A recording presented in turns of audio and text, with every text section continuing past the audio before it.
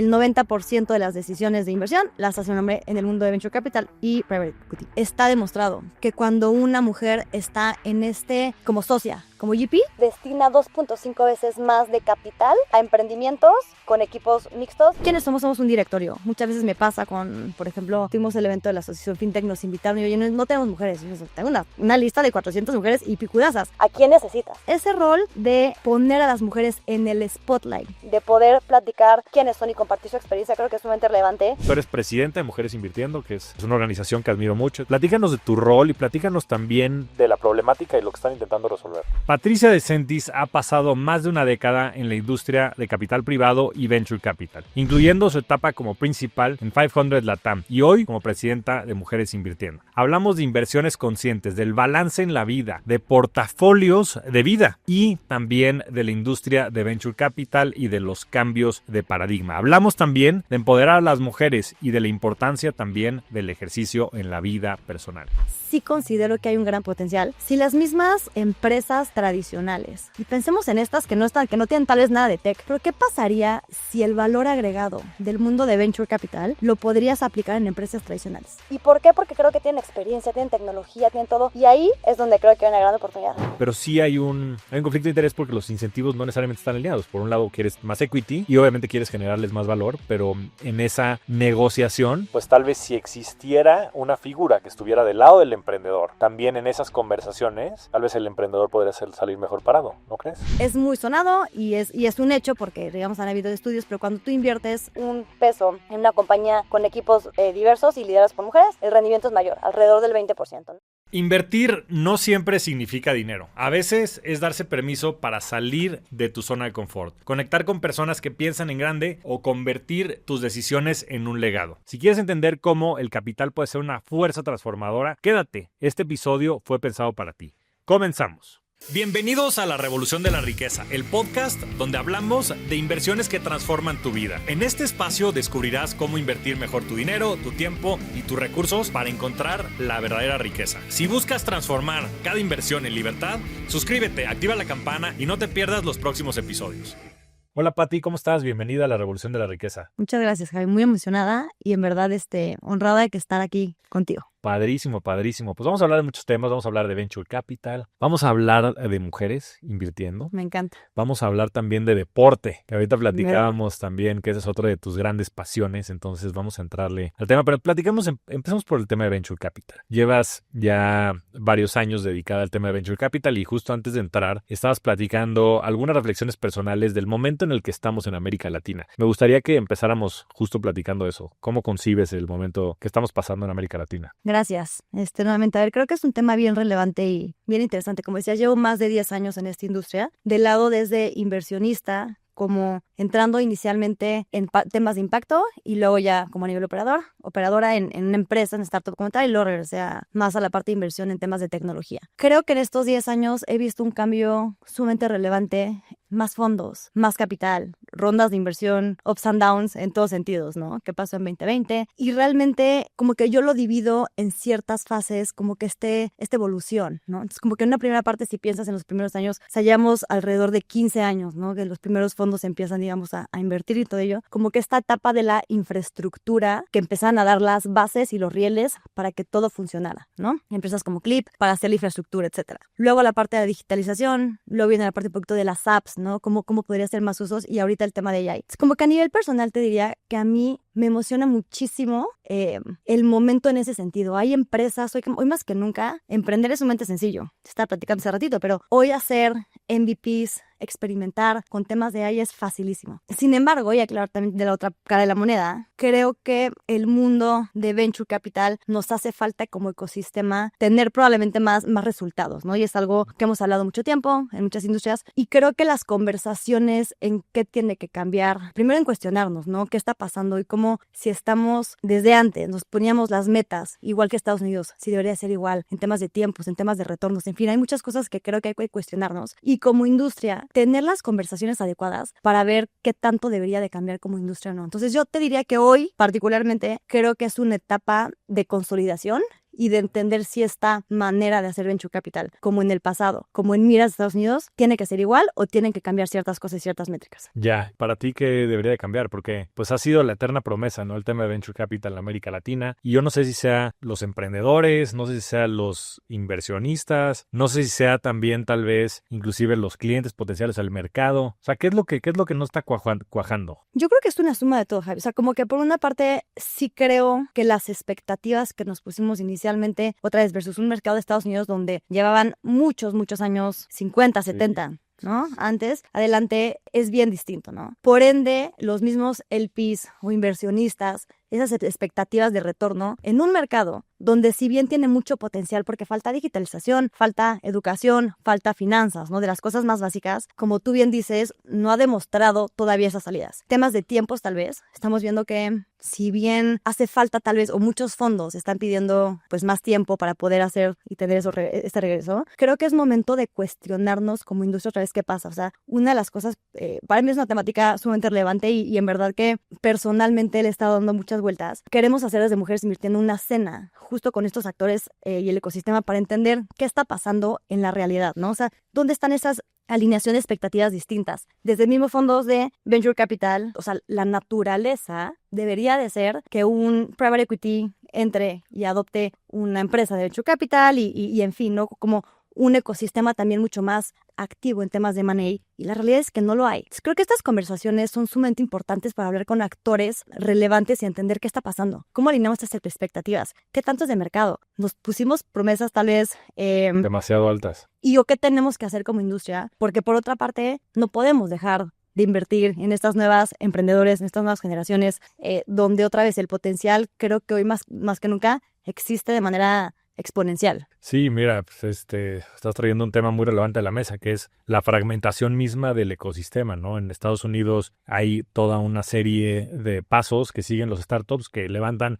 capital semilla, después levantan su serie A, su serie B, su serie C, Hay inversionistas que se dedican y que se especializan en cada una de estas rondas y ayudan a desarrollar esas empresas para prepararse después sí a hacer su famoso IPO, que bueno, muchas de ellas no han salido en el IPO, pero si ves en México, pues sí, se han desarrollado algunas empresas y algunos fondos de inversión, sobre todo en la parte de Venture Capital, después de Private Equity, pero no hay esta continuidad, como que son mercados, nunca lo he visto de manera, pero totalmente fragmentados, que están dedicados inclusive a industrias distintas, a tipos de empresas distintas. Y bueno, pues las salidas a bolsa, pues al contrario, ¿no? En la Bolsa Mexicana de Valores, desafortunadamente, se han deslistado más empresas de las que se han listado en los últimos años. Es increíble. Y bueno, hay otras que están saliendo a Estados Unidos, como por ejemplo, me vino ahorita el caso de las tiendas 3B, que la verdad es que es bien representativo, ¿no? Porque pues no es una empresa típica de Venture Capital, no es una empresa que digas que sea muy tecnológica ni muy vanguardista, es una empresa retail.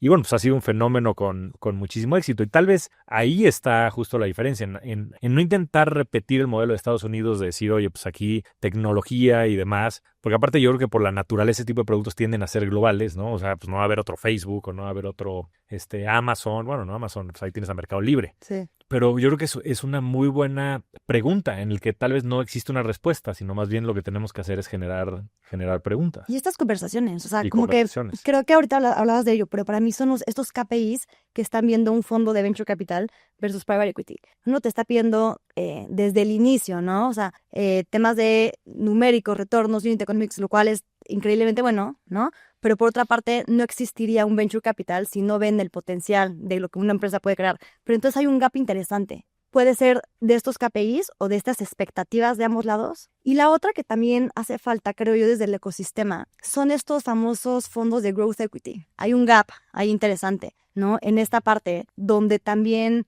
está este fondeo. Para mí son conversaciones, alineaciones y ponerlo sobre la mesa, filling the gaps, financiamiento. De financiamiento de tipos de empresas y pues al final son oportunidades que se pueden presentar y que se están abriendo. Seguramente es un mercado que se va a desarrollar, porque al final del día pues aquí hay personas, consumidores, hay buenos emprendedores. ¿No? ¿Cómo has visto eso? ¿Cómo has visto la madurez de los emprendedores de 10 años que empezaste para acá? Híjole, creo yo que son otros, Javi. O sea, creo que, a ver, los emprendedores probablemente hace 10 años, hasta en la manera, digamos, de acercarse a un fondo, por ende, porque tampoco había tanto fondeo, ¿no? Era totalmente distinta, necesitaban tener como que estos planes como que mucho más asegurados, más todo. Probablemente el riesgo y las proyecciones de hacia dónde iban a llegar, probablemente no había tanta claridad, no se tardaban tal vez más en lanzar, necesitaban mucho más este proceso. Hoy en día veo mucho más emprendedores, mucho más también echados para adelante. Y creo que eso es algo bien interesante, y hablando también del tema de los retornos. No sé si voy a hacer algo, Dale. decir políticamente correcto o No incorrecto, importa. pero probablemente antes había más, ¿Cómo tomaban más en serio Ajá. el tema del dinero de algún fondo versus hoy en día, porque hoy hay tal vez tanto dinero que, oye, hoy puedo hacer esto y si fracasas, pues tal vez no pasa nada, ¿no? Porque hay muchos más. Entonces, ahí sí veo más emprendimiento, más echados para adelante, más mañana lanzando un producto, otra vez platicamos, pero con temas de AI, lanzando MVPs, qué pasa si esto no funciona, la capacidad también de iterar más rápido, lo cual a mí en lo particular se me hace espectacular. Hoy es mucho más fácil saber que tu producto bajará o no bajará en el mercado. También esa mentalidad. Hay estructuras, hay fondos también, aceleradoras, en fin, creo que hay un ecosistema que ha estado siendo vocero de este cambio. Aún falta mucho, ¿no? Hablando, por ejemplo, del tema de educación. Creo que también me he topado hoy más invirtiendo en momentos de early stage, que muchas veces llegan con, por ejemplo, con cap tables totalmente desalineados porque falta educación, decir, oye, ¿por qué estás dando tanto porcentaje de lo más valioso que tú tienes, que es la empresa, en este momento de vida, cuando estás tan temprano? Entonces, si bien todavía existe, sí he visto personalmente una evolución, más fondeo, más ganas de emprender. La realidad es que hoy es sexy. Claro, muy. No, yo creo que es algo que es muy deseable. Yo creo que si le preguntas a la gente en las universidades, lo que han de querer hacer es emprender. Porque aparte hay muy buenos casos de éxito, ¿no? Ya también con estos famosos unicornios y demás, estas grandes historias de los emprendedores, de los Carlos García, de los Daniel Fogels, Poncho de los Ríos y demás, pues cada vez son más frecuentes, lo cual creo que es genial, porque pues sin duda creo que el emprender es algo magnífico, creo que es algo que puede generar muchísimo valor para la sociedad. Entonces, desde ese punto de vista, pues creo que es muy interesante. Ahora, te ha tocado también estar del otro lado, ¿no? Desde el lado de un operador o una operadora, en tu caso, y ¿cómo has recibido el apoyo o notado el valor que generan los fondos a los emprendedores? ¿Desde el lado del emprendedor o desde el lado de los operadores dentro de una empresa? A ver, creo que mi experiencia es un poco distinta porque cuando estuve operando me fui como CEO de una empresa de educación, una EdTech, y la realidad es que al menos desde el inicio de esta misma, o sea, por el mismo modelo de negocio, no estaba pensada para hacer un modelo inmenso, venture-backed, etcétera, ¿no? Entonces sí había una rondita de family office, etcétera, pero en fin, creo que hay ciertos sectores que probablemente, particularmente cuando... A ver, no forzosamente, pero estos, y al menos estoy hablando de temas de pandemia, era un poco distinto. El tema del valor agregado de los fondos es bien interesante porque me preguntaban mucho a mí en el fondo, ¿no? En 500, oye, ¿y cuál es el valor que tú das? Y la respuesta es, pues más bien, velo a platicar con otros emprendedores y ve un poquito ese valor que existe, ¿no? Ajá. Probablemente estoy un poco bias, te diría, pero finalmente depende de cada uno de los fondos. Yo sí creo que hay nombres conocidos que dan mucho valor agregado y otros no. Ok, en 500, platiquemos de 500. ¿Qué tanto valor agregado hay? Pues mira, como contexto, es un fondo que invierte en empresas de etapa temprana, en temas de tecnología, ¿no? Entonces, como está hecha actualmente la estructura, es que este valor agregado, es decir, qué es lo que tú necesitas para ver cómo yo te puedo apoyar. Yo siempre hablo, en general, esta parte de acompañamiento, que te vuelves un poquito como un consultor. Y va a depender de la etapa, ¿no? O sea, otra vez hay fondos que se enfocan mucho más en expertise particular o en health tech. Te van a dar las conexiones para fundraising, para comercial, bizdev, etcétera, en particular. Entonces creo que hay que platicar un poquito de ello. Pero en etapas tan tempranas, te vuelves como una tipo consultora, ¿no? Entonces entiendes mucho el modelo de negocio, go to market, tu usuario, el producto, tecnología, y creo que ahí el valor agregado que es en un fondo o ciertos fondos que invierten en muchas empresas en etapa tan temprana es que ha funcionado también de tu experiencia, que llevan, o sea, que se llevan más de muchas empresas que han invertido, aplicado a otras industrias y a otras empresas. Entonces, particularmente en etapas tan tempranas, creo que el valor que puedes aportar es muy grande, porque son emprendedores que están empezando, normalmente en esta vida de emprendedor, no siempre han sido 2, 3, 4 veces como en otros fondos que ya prácticamente te dicen, oye, ¿cuántos éxitos has tenido? O whatever, ¿no? O sea, aquí creo que sí es una apuesta mucho más genuina y en temas de diversidad. Entonces, me parece que es un potencial y un valor agregado inmenso, más allá, además, digamos, del equipo y del expertise, sino el tema de la comunidad. Y es otro tema, seguramente platicaremos de comunidades, pero la comunidad que te puede crear y dar alguien para decir no estás solo, independientemente que no sea mi misma industria, mismo sector, ¿cómo resuelves tú esta problemática de marketing y cómo a ti te funciona? Y el poder rebotarlo con alguien me parece a mí increíble, y que tengas más que nada la confianza, el acceso y digamos estos espacios para crear estas conversaciones reales, ¿no? Entonces, en fin, los fondos, hablando de esta parte de valor agregado, depende de cada uno de ellos. O sea, como que punto y aparte, mi conclusión es que el valor agregado que los fondos te dan es muy grande. Nada más piensa esto, Javi, pero ¿qué pasaría? Y a ver, me encantaría escuchar tu perspectiva antes de hacerte esta pregunta. ¿Tú qué piensas alrededor de ello?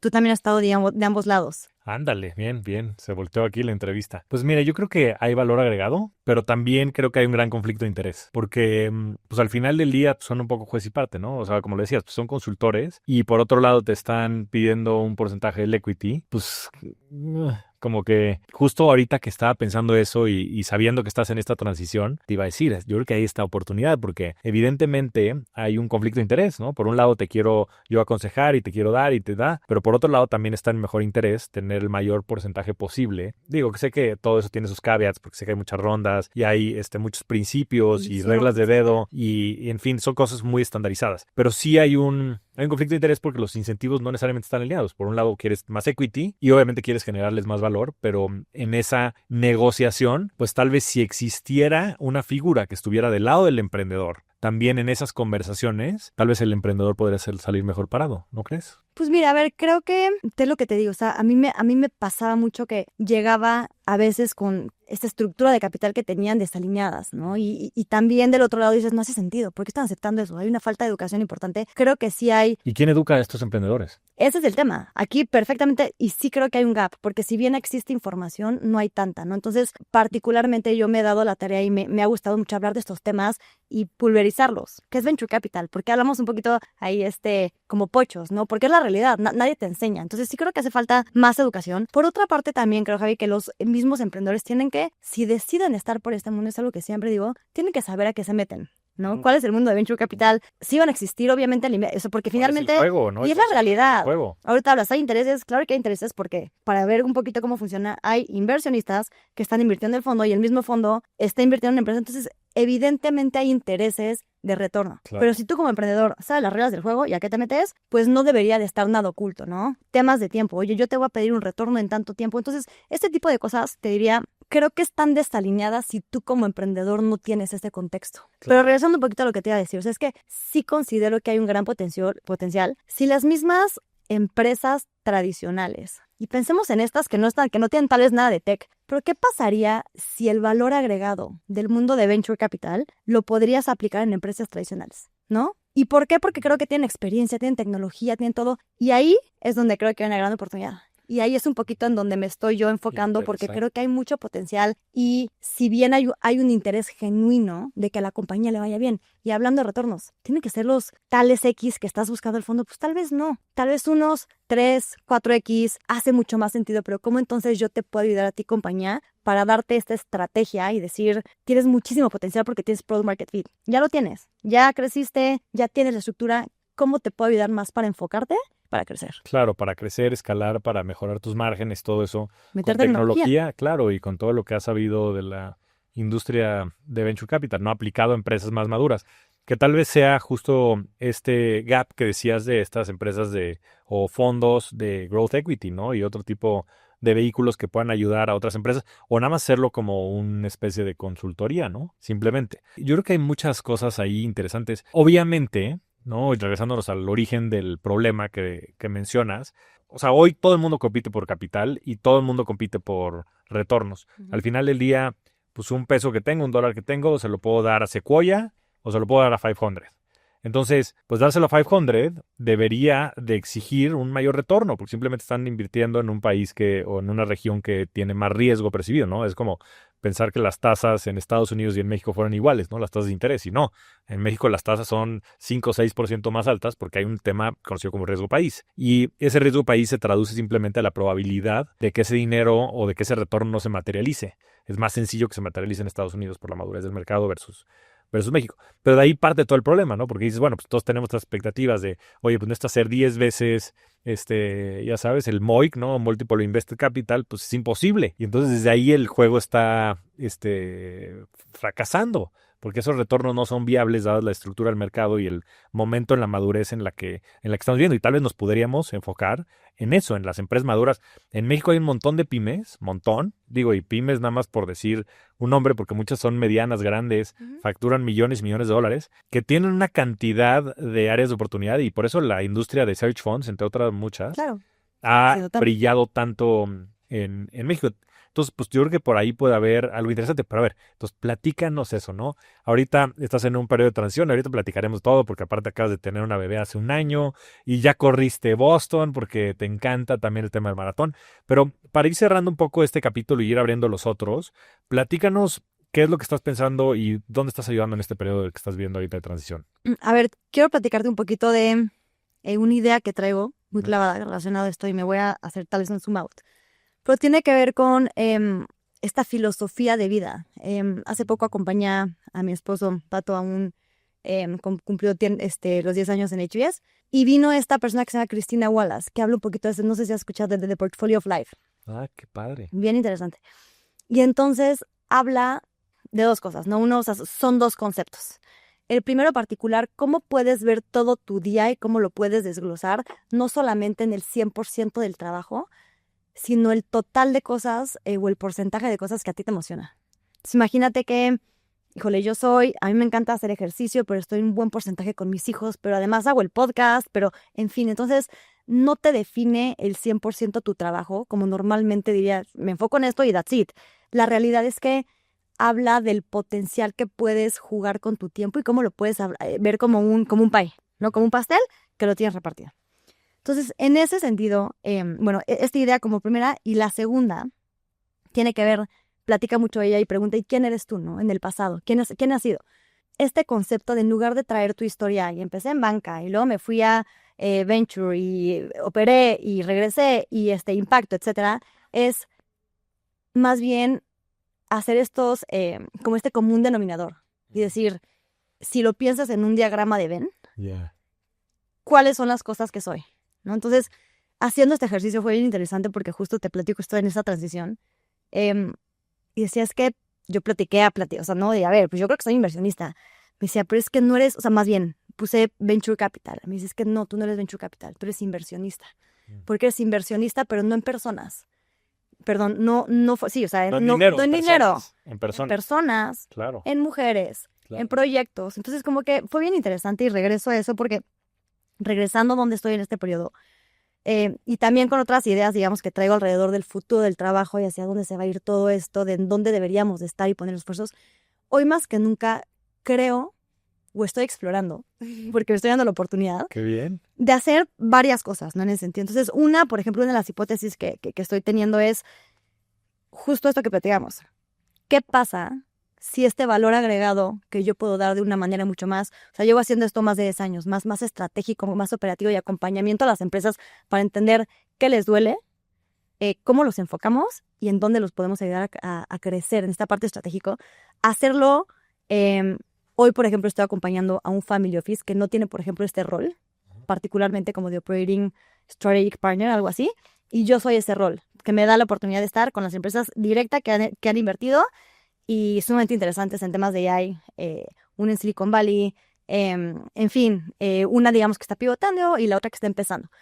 Pero también creo que hay un gran potencial para este otro mercado, que te digo, que son más estas pymes o empresas medianas y grandes, para hacer una pausa y decir, ok, es que estoy creciendo increíble, pero no me he dado, ya empiezo a tener estos dolores de crecimiento, que es gente, que son procesos, que es estrategia, ¿no? Entonces como que me pregunto si ahí hay un potencial y regresándolo hacia donde eventualmente me interesa, mi Javi, y a ver un poquito dónde evoluciona todo, pero no, o sea, el mundo de Venture Capital e inversión me apasiona, sigo con un pie ahí, voy a seguir con un pie ahí, pero eventualmente, ¿qué cambia de esta industria? ¿No? Entonces hablamos un poquito de estas conversaciones que vamos a tener una cena con los actores más relevantes del ecosistema, pero ¿cuáles son estos gaps de financiamiento? Y entonces, ¿qué se necesita como industria, como país, para buscar retornos distintos, ¿no? Entonces, por una parte te digo, hacer esta parte un poco más estratégica, entendiendo un poquito el mercado, ¿no? Esta aportación de valor que pues, de una u otra manera ha creado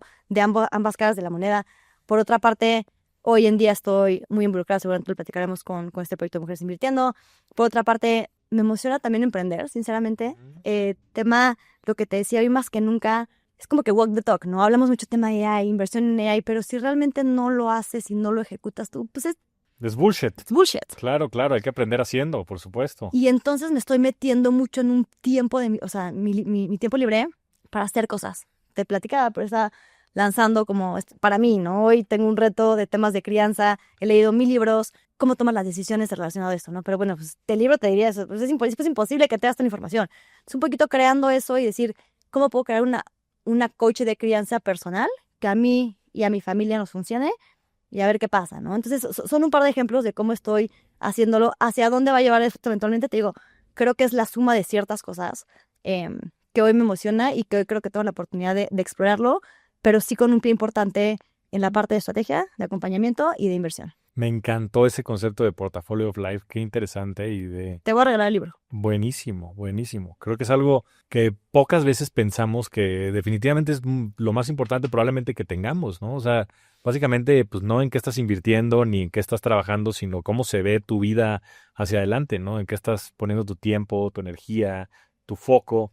Y hoy más que nunca, perdona, y preguntas. me está pasando a mí, por ejemplo, con mi hija. O sea, mi hija tiene 1 año y como todo, ¿no? Va a cambiar y va a evolucionar, pero hoy tengo la oportunidad de hacer esto, de estar con ella, Claro. de platicarlo, pero siempre, digamos, como no perderme momentos que para mí, mi familia, mi esposo son sumamente relevantes. Es, oye, no quiero perderme, intentemos, ¿no? Porque hay, te digo hace ratito, o sea, mil cosas, eventos y lo que sea, pero la hora del baño, o sea, ¿cuáles son las cosas en las que yo realmente me quiero enfocar en este momento de mi vida? Y tal vez, por ejemplo, también mañana probablemente sea distinto, ¿no? Si mañana algo a nivel tecnología me emociona muchísimo y puedo hacerlo, o sea, hoy te diría que a mí me importa mucho esa parte de flexibilidad por el momento en el que estoy. Pero qué importante platicarlo, ¿no? Porque muchas veces, pues últimamente se ha satanizado, ¿no? Con este tema en el que todos, ¿no? Hombres, mujeres, queremos ser exitosos en el trabajo y demás, pues termina relegando muchas veces a los hijos y yo creo que pasa el tiempo y te arrepientes. Bueno, ese ha sido mi caso. Yo cuando... Bueno, aparte aquí está mi hija. Aquí está mi pequeña hija que vino Siempre echando con su porras. papá al trabajo. Pero me tocó, pues sí, yo no tenía esa noción ni nada. Y cuando nacieron mis hijos, no sé si me tomé ni siquiera una semana, ¿sabes? De paternity leave, que sé que también eso se ha ido cambiando y hoy paternity leave, que eso es más similar al tema de las mujeres, porque las mujeres también estaban en desventaja en muchos sentidos, justo por el no paternity leave. Y seguimos, Y pero bueno, siguen, es otro ¿no? tema. Y hay que hablar de esos temas, ¿no? Lo platicamos aquí. Pero yo si pudiera regresar el tiempo, Pati, a mí se me hubiera gustado tomarme un paternity leave, ¿sabes? De 6 meses o lo que fuera, y de poder estar más presente con mis hijos y de haber tenido tal vez la conciencia como para saber, porque esos momentos iban a ser importantes para mí en el futuro, que en su momento no lo sabía. Y hoy pues ya es muy tarde, ¿no? Todavía no hay time machines. O no, estás dedicando un tiempo a tus hijos de una etapa diferente, pero sí creo que son oportunidades que hacerlo consciente y si tienes la posibilidad de hacerlo, es algo increíble que te puede llegar o sea, que te queda marcado, ¿no? Para ambos, de una u otra manera. Exactamente, pero qué bueno que hoy puedas parar, ¿no? Y tener más flexibilidad y que todos también podamos tener esa conversación de, oye, pues no todo se trata de ser el más exitoso en el trabajo, ¿no? Y la única métrica no es el dinero y hay otras muchas métricas de éxito en la vida que son para mí mucho más importantes. Yo siempre digo que la verdadera riqueza no es financiera, la verdadera riqueza es tu familia, la verdadera riqueza es pues, tener salud, tener buenas relaciones significativas, tener paz mental. Si no tienes eso, no tienes nada, ¿no? Claro. Y cambiar esas métricas, por eso me encanta, no conozco, pero Bután, ¿no? País como Bután, en donde la métrica es la felicidad, ¿no? No es el PIB, ¿qué nos dice eso, no? Y poder hacer estas preguntas, pues qué importante, ¿no? Y en fin, cada quien tendrá su respuesta, pero por lo menos hacernos esas preguntas. Pero bueno, cambiemos de tercio. Cambiemos de tercio el tema de mujeres invirtiendo, que aparte tiene todo que ver con eso. Tiene todo que ver con esta falta de equidad, ¿no? Y falta de todo, de educación, de posibilidades, de confianza, ¿no? Tú me decías la importancia también de sentirnos que tenemos la capacidad, a veces es un tema como de síndrome de impostor, ¿no? De las mujeres, de no sentirse con la capacidad financiera. Pero bueno, tú eres presidenta de Mujeres Invirtiendo, que es una organización que admiro mucho. Hemos tenido también aquí a Karina y a muchas personas que admiramos mucho, que han sido parte importante de esto. Platícanos de tu rol y platícanos también de la problemática y lo que están intentando resolver. Me encanta y en verdad que es un tema que me apasiona por muchos lados, pero Mujeres Invirtiendo es esta asociación que estamos buscando más diversidad en la industria de capital privado, ¿no? ¿Qué significa eso? Pues dos cosas. Uno es, como sabes, el sector financiero es muy regido por hombres. Entonces, ¿cómo podemos tener más mujeres tomando decisiones, ¿no? Más o menos, y son datos, digamos, que también hay que actualizar porque son viejos, pero es más o menos el 90% de las decisiones de inversión las hace un hombre en el mundo de Venture Capital y Private Equity. ¿Qué significa eso? Pues evidentemente que hay sesgos en inversión. Por ejemplo, hoy está demostrado que cuando una mujer está en como socia, como GP, se destina 2.5 veces más de capital a emprendimientos con equipos mixtos, también, o sea, con mujeres adentro. Entonces, por ejemplo, para mí es un círculo virtuoso, es muchísimo. Y es bien interesante porque piensa esto como, hace todo el sentido del mundo. Creo que son temas que seguramente ya has platicado con mucha gente, la misma María, etcétera, pero es muy sonado y es un hecho porque, digamos, han habido estudios, pero cuando tú inviertes un peso en una compañía con equipos diversos y liderados por mujeres, el rendimiento es mayor, alrededor del 20%, ¿no? BCBG, McKinsey, en fin, han sacado muchos estudios. Entonces, Mujeres Invirtiendo tiene el objetivo de hacer eso de dos maneras. Una es cómo las mujeres pueden ser socias dentro del capital privado y por otra parte, cómo podemos hacer ese entry o ese camino puente para nuevas generaciones. Okay. Lo hacemos de diferentes maneras. Hoy somos una asociación de aproximadamente 400 mujeres en la industria de capital privado. Son fondos que están invirtiendo de una u otra manera, destinando dinero como tal en México y que son inversionistas en el equipo de inversión u operadoras. ¿Qué tenemos? Tenemos 3 pilares fundamentalmente. El primero es tema de networking. Como sabes, las relaciones de negocio muchas veces son en tema de relaciones, ¿no? Yo conozco a tal, hasta en temas de emprendimiento, de empresas, inversiones. Entonces, uno es networking, conocernos, tener esas conversaciones, hablando un poquito de la riqueza de esas, cómo podemos tener un espacio en donde pueda hacer preguntas, ayudarme, ¿no? Como mujeres y poder llegar, digamos, como que más allá dentro de la industria donde estoy, ¿no? Y también negocio. La segunda, que para mí es muy, muy relevante, es el tema del spotlight. Hablabas mucho ahorita de, se necesita, muchas veces las mujeres tenemos este famosísimo síndrome del impostor. Es un tema sumamente choteado, pero en verdad que sí creo que es una de las razones por las cuales hay esta brecha. Y nos podemos clavar en ese tema así intensísimo, porque en verdad es un tema que me apasiona ahí. Ajá. Pero Entrémosle. me parece, pero o sea, y ahorita entramos, digamos, a ello, pero digamos, dado que existe tal vez síndrome del impostor, y hay métricas igual muy en el pasado que hay que actualizar, que yo sé que mi amiga Maca odia Maca arriba. Sí, el tema, por ejemplo, de LinkedIn, pero que habla, oye, cuando una mujer entra a un trabajo, digamos que ella tiene el 100% de las capacidades y no aplica porque quiere tener el 110 y el hombre cuando tiene el 60% lo hace, ¿no? Entonces, este tipo de cosas se aplica en general en todo lo relacionado a la parte de la profesión. Eventualmente lo podríamos platicar desde el lado de emprendimiento. Pero este segundo pilar de Spotlight para mí es sumamente relevante porque es cómo creamos una comunidad en el que nosotros como plataforma sabemos el track record de Javiera y le podemos, digamos, sonar y decir al aire, o sea, al mundo entero lo increíble que es, ¿no? Entonces es, ¿quiénes somos? Somos un directorio. Muchas veces me pasa por ejemplo, tuvimos el evento de la Asociación FinTech, nos invitaron y oye, no tenemos mujeres. Yo tengo una lista de 400 mujeres y picudazas. ¿A quién necesitas? Entonces, ese rol de poner a las mujeres en el spotlight, de poder platicar quiénes son y compartir su experiencia, creo que es sumamente relevante. Y por otra parte, lo hacemos también de manera interna, ¿no? Creamos tenemos un podcast, por ejemplo, interno que platicamos historias, etcétera. Entonces, es otra parte relevante. Y la tercera, que para mí es también importante, es un tema de capacitación, relacionado también probablemente con esta temática de síndrome del impostor, pero es, ¿cuáles son estas habilidades? O sea, los hombres y las mujeres somos diferentes. O sea, genéticamente y muchas veces en la manera de ser tenemos cada uno cualidades distintas, en fin. Entonces es, ¿cómo podemos detectar estas oportunidades que laboralmente o profesionalmente pueden llegar a ser un impedimento para crecer? y para llegar a este objetivo de ser socias, y cuál es el rol de capacitación que puede jugar tan importante, ¿no? Entonces, por una parte es la parte, digamos, las habilidades core o las soft, o las duras y las blandas, ¿no? Entonces, lo hacemos a través de aliados, pero es cómo desarrollamos esa parte tan importante para poder crecer. Entonces, te diría que son esos pilares. Transversalmente hay un montón de cosas que hacemos, como últimamente, por ejemplo, estas cenas hablando del networking y de la amistad y la relevancia de las amistades, o eventualmente relaciones, no da igual si son amistades o no, pero en espacios chiquitos, conocernos, hablar de temáticas relevantes que nos importan para ver cómo podemos mejorar industria. Por ejemplo, hemos tenido una de diversidad, una de impacto, otra, por ejemplo, esta que vamos a tener un poco tema de gaps de financiamiento, etcétera. En fin, muchas de las cosas que hemos hecho, pero me emociona. He tenido el privilegio de ser presidenta por estos 2 años y justo te platicaba que para mí cada una de las presidentes ha hecho un trabajo espectacular y cada una en función de lo que le toca, ¿no? Ha sido probablemente del pasado mucho de existimos, mujeres invirtiendo, únanse. Para mí ha sido cómo tangibilizamos este valor de hoy la comunidad que existe y cómo lo medimos, ¿no? O sea, porque ese es otro tema, cómo realmente estamos moviendo la aguja o no, cómo lo hacemos, que es bien difícil. Ha sido uno de los retos que hemos tenido. ¿Cómo visualizas eso? O sea, ¿cómo lo miden el impacto que están teniendo? ¿O cómo se te ocurre que eso pueda Creo que de muchas maneras.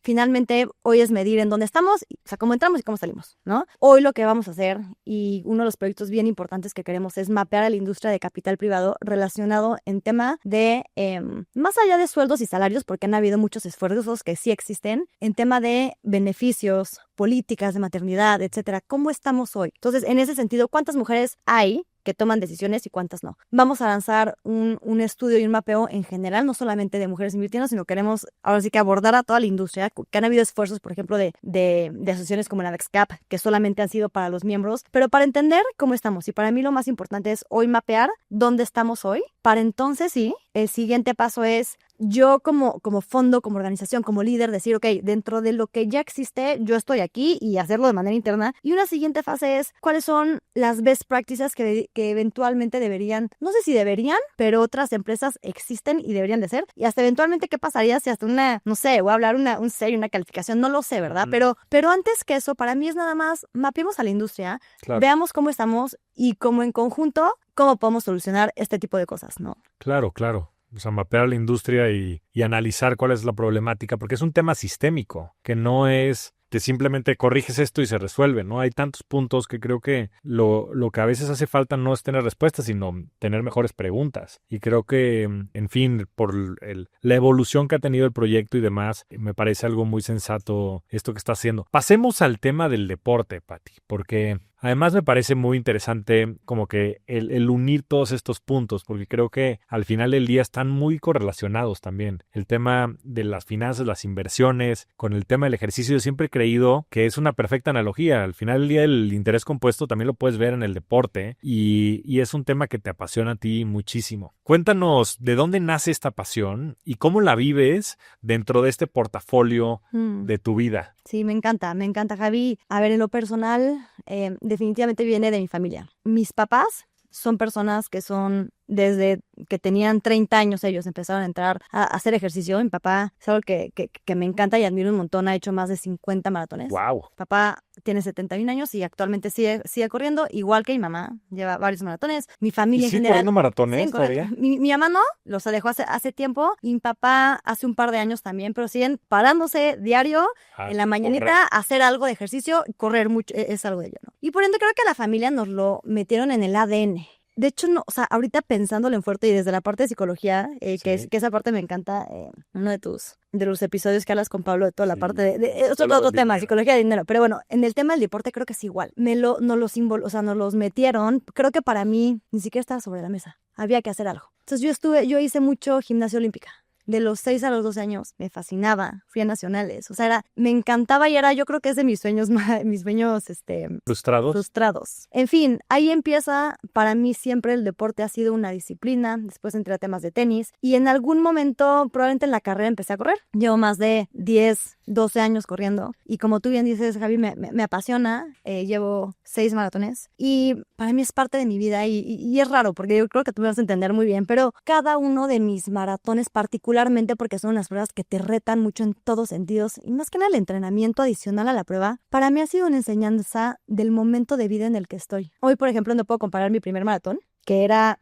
Mi primer maratón lo hice con mi papá. Hicimos Disney y fue espectacular porque entrenamos juntos. En teoría era su último, mi primero, lo cual evidentemente no fue así porque se echó otros 2 más. En fin, otros que hice en los últimos. El último, por ejemplo, para mí fue muy significativo. ¿Por qué? Porque fue después de tener a mi bebé, a Loreta. Entonces como que fue una nueva versión mía como mamá, cómo entrenar, como todo. Y en verdad que sí lo relaciono mucho como tú lo dices, como una inversión que hace sentir. Sin duda. Yo no sería quién soy el día, ¿no? Si no saliera a correr, si no hiciera ejercicio, porque lo necesito por salud física y por la de mi familia. O sea, salud mental. Salud mental. Totalmente, la salud mental es lo más importante. Pero es parte de mi ritual, de mi día a día, y sí creo que te da esa disciplina y lo comparas mucho. O sea, yo me acuerdo mucho de uno en particular, pero me costó muchísimo el entrenamiento. Me lesioné, todo. Y me acuerdo que una fisio me decía, es que como corres, vives.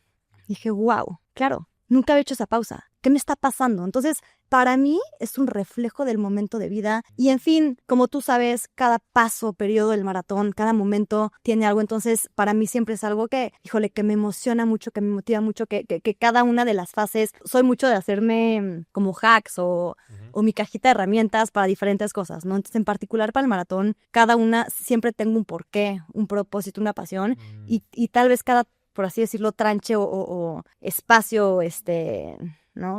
Momento, por así decirlo, de los maratones significa algo y del entrenamiento y todo. Entonces, pues sí te diría que es algo que, independientemente que sea, pero el motivo y la razón, el beneficio y el interés compuesto es inmenso, ¿no? De aquí para la vejez, ¿no? Seguramente leíste ya el libro de Outlive.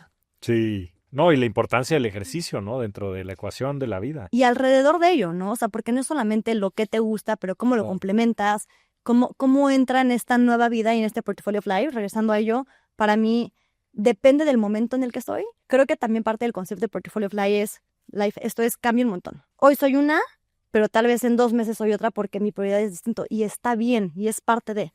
Entonces, hoy, ¿qué tanto le dedico versus mañana versus cuál es mi foco? En fin. Como corres, vives. Wow, esa ya me dejó pensando, ¿no? A ver, portafolio de vida. ¿Cómo se ve tu portafolio de vida hoy? No sé en horas, pero a ver, un 10% de mi portfolio of life le estoy dedicando a temas de ejercicio, ¿no? Como que para mí. Después estoy enfocándome mucho a mi bebé, por ejemplo, algo que anteriormente no hacía, porque estaba con todo el tema y el proceso de lactancia. Me esperaba hasta que ella se despertara para después poder hacer ejercicio. Hoy, para poder estar con ella, es lo que te digo que cambio un poquito en el cuándo.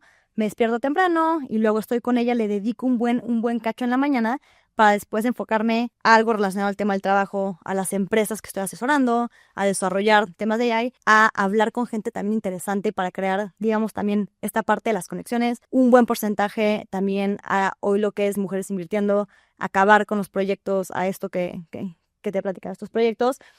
Familia, ¿no? Para mí es súper importante tener un espacio también con mi pareja, ¿no? Con Pato para tener y para platicar del día a día y para tener nuestro contacto, porque como tú bien sabes, lo platicamos, pero te cambia todo, ¿no? Cuando tienes un hijo, una hija y tener ese espacio y cuando se puede también para la parte social, que también es algo que me da a mí mucha vida y me genera.